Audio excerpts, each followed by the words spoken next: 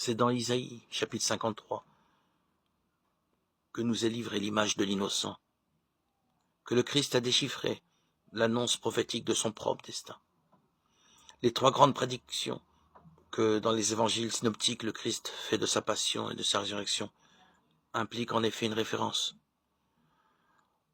au livre du prophète Isaïe chapitre 53, du serviteur innocent. Et il commença de leur enseigner que le Fils de l'homme devait beaucoup souffrir, être rejeté par les anciens, les grands prêtres et les scribes, être mis à mort, et après 3 jours ressuscité. Marc 8, 31, Matthieu 16, 21, Luc 9, 22.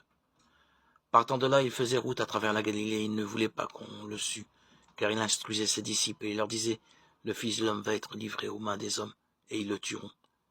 Et quand il aura été mis à mort, 3 jours après, il ressuscitera. Mais il ne comprenait pas cette parole, et il craignait de l'interroger. Marc 9, 30, 32. Matthieu 17, 22, 23.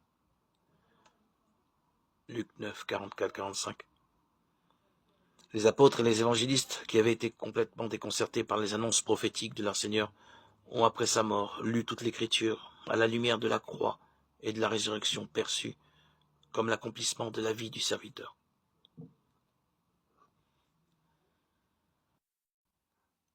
La sagesse biblique appelle à la sainteté, invitant les croyants à vivre une vie consacrée à Dieu et à suivre ses commandements. La sagesse a une perspective éternelle, rappelant que les choix sages ont des implications durables au-delà de cette vie. La sagesse est cruciale dans la Bible. Elle représente la compréhension profonde de la volonté divine, la capacité de prendre des décisions justes et le cheminement vers une vie en accord avec les enseignements sacrés. La sagesse est souvent louée comme un trésor spirituel. Elle est considérée comme le fondement d'une vie pleinement alignée sur la foi biblique. En suivant la voie de la sagesse,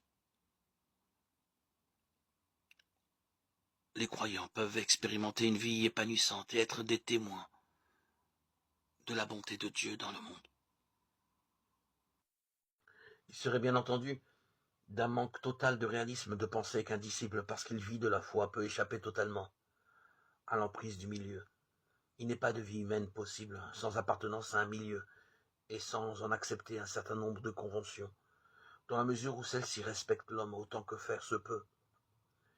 Mais le souci du disciple doit être de découvrir les aspirations chrétiennes que ce milieu comporte, et son action doit consister à les amplifier. Il appartient à un milieu, mais avec une liberté suffisante pour en juger les valeurs à la lumière du Christ. Être signe du Christ, c'est valoriser tout ce qui, dans un milieu, est signe du Christ. Le refus de cette attitude ne va pas sans difficulté, sans opposition ni affrontement. C'est bien à la pierre de touche de la persécution que le disciple peut juger de son attachement au Christ.